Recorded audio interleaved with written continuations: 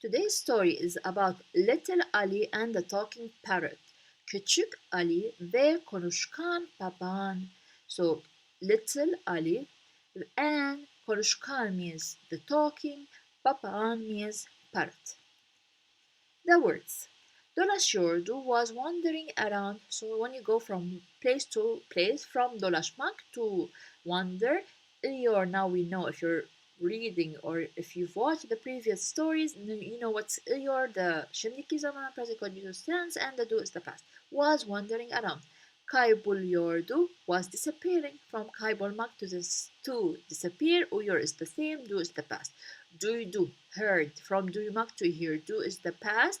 And here in Turkish, the he, she, it takes are the same. So we use the same here without any addition, as we know for the other personal pronouns. So they don't take any addition after the verb, which is the past. Duydu, he or she or it.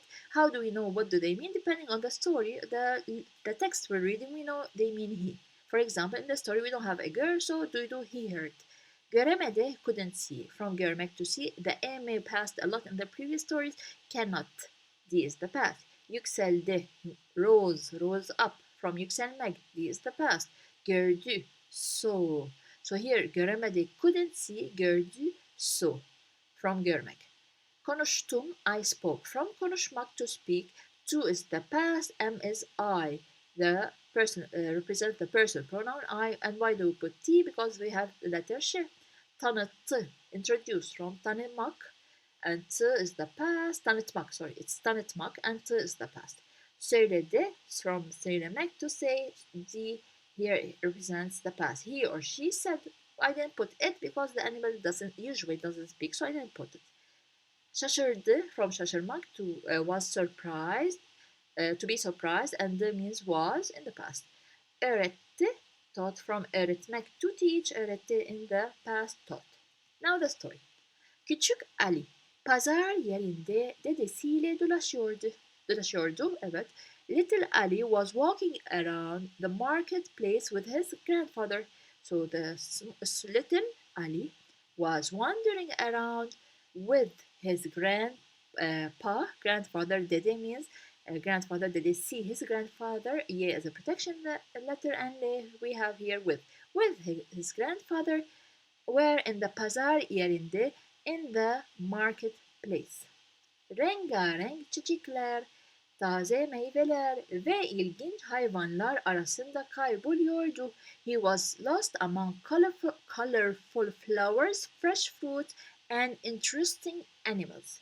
Rengarenk çiçekler means colorful flowers, taze meyveler, fresh fruits. Meyve means fruit, ler means past. Ler means plural. Fruits ve and ilginç, interesting hayvanlar. Hayvan means animal, lar means animals, plural. Arasında, among, kayboluyordu, it passed, he was lost. So, he was lost among colorful flowers, fresh fruits, and interesting animals. Birdenbire, merhaba diyen bir ses duydu. Suddenly, he heard a voice saying hello. Birdenbire means suddenly. Merhaba means hello. Diyen bir ses duydu. He heard a voice, ses. Diyen saying. From demek. Demek means to say. Diyen, the and it passed in the one of the stories. It means the person who is saying. Who, and here as a protection letter from because we have two vowels. Diyen. But when we translate it, we say he heard a voice saying hello. Ali etrafına baktı. Here it should be baktı. Ama kimseyi göremedi. Okay, so I fixed it. Ali etrafına baktı ama kimseyi göremedi. Ali looked around but couldn't see anyone. So Ali looked here, bakmak to look, baktı looked, where etrafına around, but he couldn't see kimseyi, anyone. Merhaba, sesi tekrar yükseldi. Hello, the voice rose again. So hello, sesi, the voice, tekrar again yükseldi, it rose. Ben buradayım, kafeste. I am here in the cage. So I, ben, the M also represents I what? Burada, here. Kafeste, kafes means cage, te, in. I am here in the cage. Ali kafeste duran rengarenk bir papağan gördü. Ali saw a colorful parrot standing in a cage. So Ali saw a colorful parrot standing in the cage. Duran, we said the person, or here in our case, the animal that is standing. Dur means stand, duran, the one who is standing. Sen mi konuştun diye sordu şaşkınlıkla. Did you talk? He asked in surprise. So, sen mi konuştun? Did you speak? Konuşmak, to speak, konuştun, you spoke. Did you speak? Me is the question, sen means you. We can remove, okay, that's it, yes. Diye sordu şaşkınlıkla. He asked with surprise. Şaşkınlıkla with surprise. Papağan güldü. The parrot smiled in the past. Elbette ben konuştum. Benim adım Coco. Seninki ne? Of course I did. Of course I spoke. My name is Coco. What's yours? Elbette means of course. Ben konuştum. I spoke. We explained this one. Benim adım. My name. What is Coco? Seninki ne? What is yours? So senin, your or yours. Ki, he's asking what is your name? This is the key here represents the same thing that he said before. So he said my name is Coco. What is your name? Instead of saying what is your name again, repeating adım, adın, we say ki. It represents the same thing he's asking him. Ali kendini tanıttı. Ali introduced himself. So we explained this one in the first slide. Kendini himself. Ve Coco ile sohbet etmeye başladı. And he started. Who started? Ali. He started to, here a means to chat, sohbet etmek, to spend time, to chat. This is sohbet etmek. With, ile here means with Coco, the name. Coco ilginç hikayeler anlattı, komik şakalar yaptı ve hatta birkaç şarkı söyledi. The meaning. Coco told interesting stories, told funny jokes, and even sang a few songs. Coco ilginç hikayeler anlattı. This is a complete sentence because we have a verb. He explained, or we say he told, we don't say he explained interesting stories. He told interesting stories. Komik şakalar yaptı. He told, yapmak means to do. Yaptı, he did.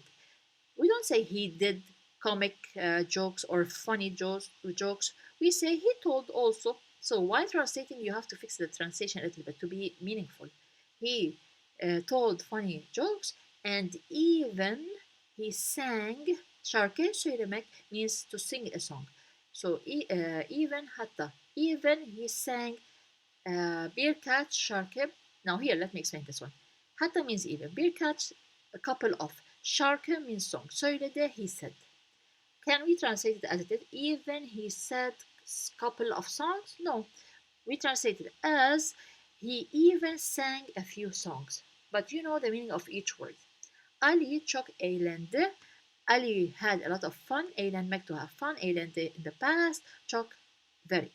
Dedesi yanına geldiğinde, let's say this one. When, diğinde means when.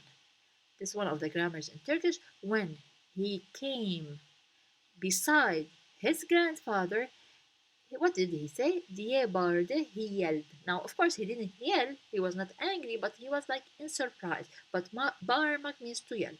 What did he tell him? Dede, konuşan bir papağan buldum.